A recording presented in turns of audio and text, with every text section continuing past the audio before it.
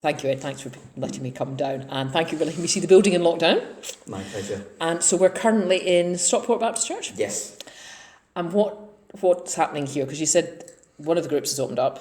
Well, we've got two groups. The Olive Branch, which is over in Castle Street in Edgeley, that's been in lockdown since day one. But it's only this week we've started to open it up to individuals who are suffering really with mental health issues, so we can get back together and meet up.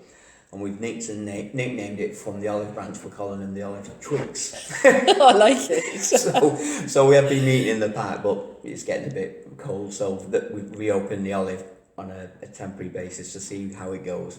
So I'll be going over there later on today. I'm doing a session in the afternoon, which will invite some of the women and men and women who used to come there on a regular basis just to see how they are and just catch up where they are. Well, I'll only be staying there for a little bit. My main job now since lockdown is going round to the hostels, which is Strathclyde, which is a women's hostel in Offerton, and Brindale, which is families in Bridlington, and Buxton, which is on Buxton Road, which is an all-male hostel. So we used to open here in Stockport Baptist Church every Sunday night and feed up to 50 people. Since lockdown, obviously, we've closed that down, and all our donations are going out to the hostels now. So we're working quite closely, more intensely with the people at the hostels. So when people get moved on, we're helping them move on now. So Loaves and Fishes during lockdown has diverse, really. And the moving on into independent accommodation? Some of them will go on to an offshoot house, what they call. So they'll move 3 guys into one room, one house. And see how that goes, and that's really when the work, the hard work is. I've always said getting a tenancy is difficult. Maintaining the tenancy is absolutely near enough impossible sometimes. So that's where most of my work has been going on the last couple of months. We've rehoused 4 people during lockdown, which is it's brilliant, and they're still in the tenancies, which is brilliant. That's even greater. Yeah.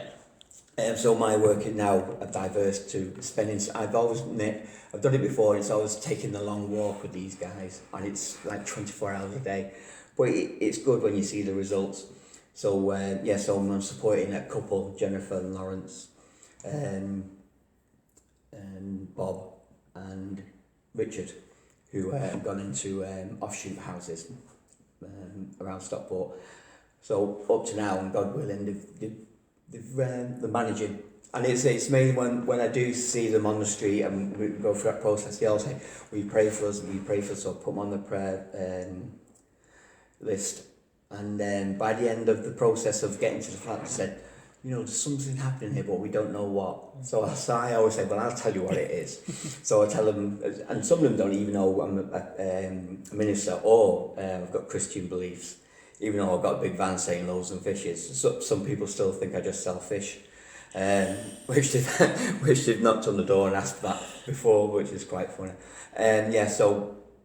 So my main job now is just supporting people in the tenancies and at the hostels. And what's the biggest challenge folk face in tenancies? What's the thing that makes it so difficult to sustain? A lot of the guys in tenancies, male and female, especially the males, it's the first time they've had any budgeting. They haven't got any budgeting skills.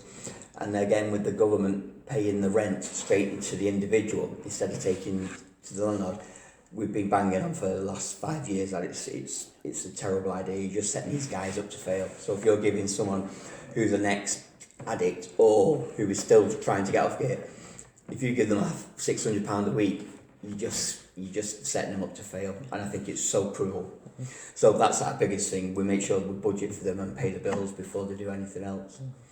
And during lockdown as well, we've been lucky enough to get 2 of the guys into temporary employment at Morrison's, where we've got great links. So they've been working there as well. So that's been a major miracle as well.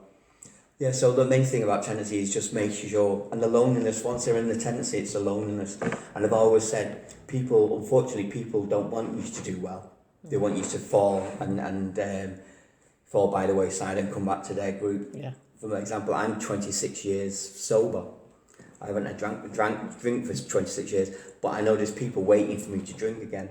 And that's really cruel. And people just don't want you to do well, especially in that community.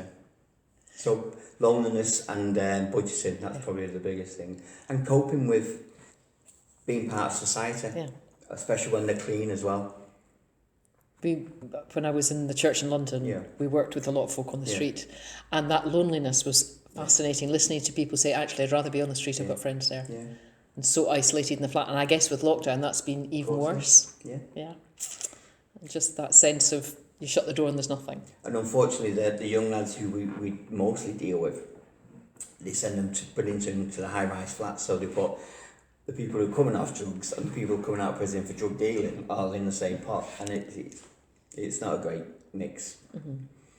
Okay, so you're keeping company with people Yeah. to support them through that. So we still got 5 or 6 guys on the street who won't go into hostels, and that's fine. It's their choice, and they don't cause any trouble. So we go out and I support them. I go out 3 times a night to see them, and I go out once a week with a rough sleeping team, or once every 2 weeks with a rough sleeping team, just to keep just if there's any new arrivals coming in, because we'll still get the overspill from Manchester coming in.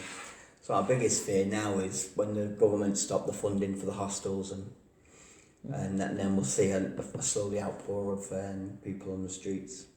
Have you seen numbers go up already? Or Yeah, I've seen the numbers go up the last couple of weeks. It's increased from 5 or 6 who we know we've talked about to another 3 or 4 just creeping in. It's new. Yeah, so And that's because the funding's... the funding was stopping. And I think they've been long enough in hostels, but people have been in hostels and nothing else has been done with them. It's just a containment, which wasn't great. But it shows that the government have got the money from somewhere to do it for this period of time. Let's carry it on. So it is possible to get people off the street, Yeah. but that's the beginning, isn't it? No, You've that's then just got... the beginning. The maintaining the tenancy Yeah. is the hardest thing, because most of them will only have 6 months or 12 months probation period, and even if they do anything wrong there, they're out again and they go back to the bottom of the list. Okay, all right. Did you say you had 2 groups running? You've got Olive Branch and... Loaves and Fishes. Loaves and Yeah. Fishes, Yeah, okay. some Loaves and Fishes meet here every Sunday night at 5 o'clock. We do some worship in the first hour, half an hour, sorry, then we have a meal. But obviously that's closed through lockdown. So I've been supporting them. We make sure the guys who haven't got a phone have a phone. We have a budget and we can go out and buy £10 phones, even though they lose them all the time or they get pinched. So just to keep in contact with everybody. Yeah. And we've done that by, we've done a good job really. Christine, who I work with at the Olive Branch, she's a lot more patient than sitting on the phone and ringing everybody. I just go out and see them.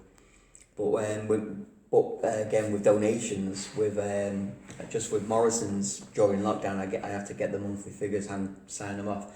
And we gave away 3.5 tons of food at Morrison's, just with me and Loaves and Fishes, without the other donations. So we gave that to all the hostels as well. Okay, so this is meeting need that otherwise people would be... They'd be going hungry, They'd be or going they'd hungry, be yeah, shoplifting or whatever. Because the people in the hostels, even though they're nice and warm and safe in the hostels, they still have to feed themselves. There's no free meals there. So the hostel is simply a bed and a roof. Yeah, so there's no free meals there, so we give them the food. Because I think that's one of the things that wasn't clear when all the publicity Yeah. was, we're getting people off the streets. It took quite a while to remind people, that doesn't mean people are being fed or clothed, actually. No, and we're still getting Joan and Eric at Grove Lane. They've been supporting those Fishes since day one. So when I need stuff, I ring up them. And clothes were still before lockdown. I was giving away something like 60 kilos a week of clothes, which is a lot.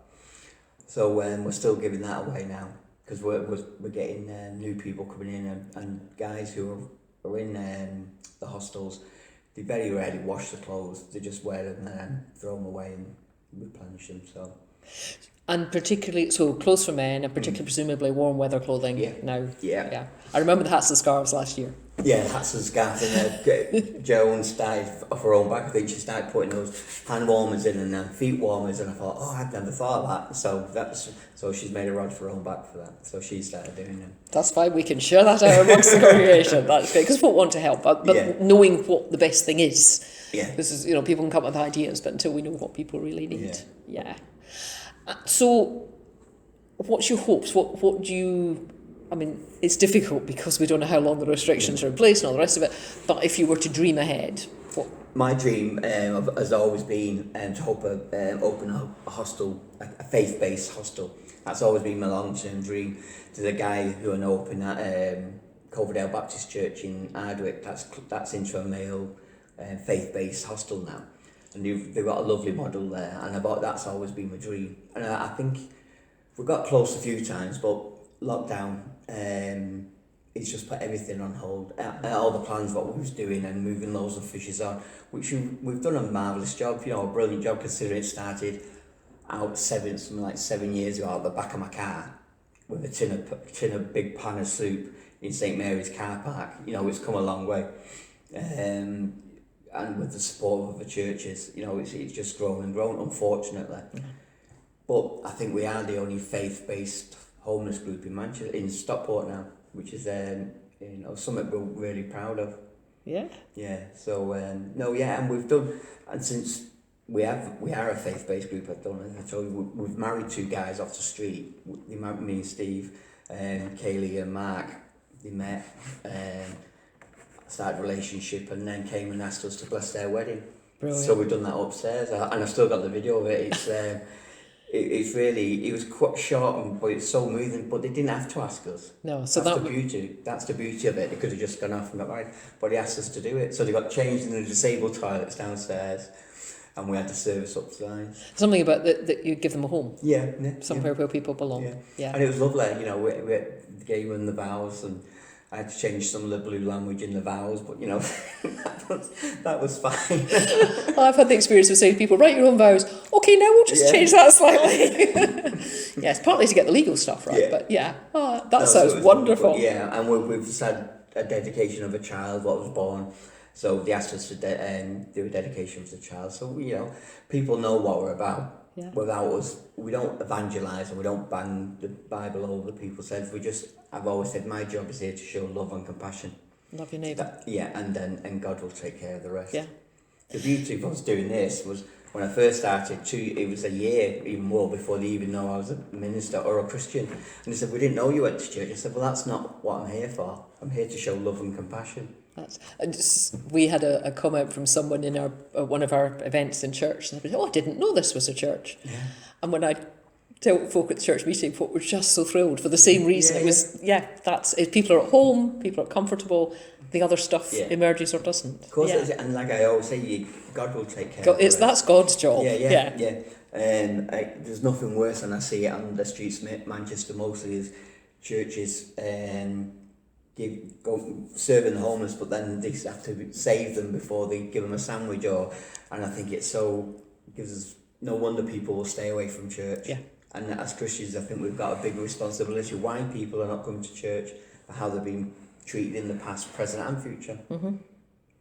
So dreaming ahead to a faith-based hostel where it's a home, it's not a conversion factory, and a place where people can grow and flourish. Grow and flourish, and then and if you want to learn about God, that's great. We're here to teach them about God. If not, we'll still show them the same love and compassion. The most important part is getting them off the drugs what they're on and setting them up for a life. And what could we as a church be praying for? I know we're doing all sorts of supporting, and we often pray for you, but are there specific things? Well, we can start praying for the government to extend the funding. Yeah. That's the main thing. That's the main thing. To give these guys more of a chance. Since they have been locked away, since they have been in hostels, when I'm driving around, I have seen them gain their own independence, because as loads of fishers, we're not there on a Sunday night to feed them. I can see them queuing up at takeaways and getting home and budgeting their own way. So I'm thinking, are we enabling them or disabling them? So that's something I've got to think. So some discernment about. Yeah. What are we being overkind? Yeah. I've been doing this job a long time, and I know when I'm being conned, but I know when people truly need it. So I think we need to stand back, and this gives that breathing space to say, well, how can we go forward and help them in a different way? Because I don't want to go back to opening loads of fishes on a Sunday, and the 50 guys or 40 guys turning up on a Sunday night on a Saturday thinking, well, I'll blow my money now because Ed will feed me Sunday. Yeah. And I don't want to go back to that because I think it's not what God's will is. I don't want them to just be dependent on me or loaves and fishes. Our job is to make them independent. Yeah. So there's something about dignity and choice and self-esteem in that, isn't there? Yeah. Sometimes if you take the crutch away from people, they do help themselves a bit. Okay. Now, have I not asked anything you think people would like to know? I think that's fine. No, that's fine. Well, that's fantastic. Yeah. Thank you so much. No, and it's my just pleasure. a delight to be here.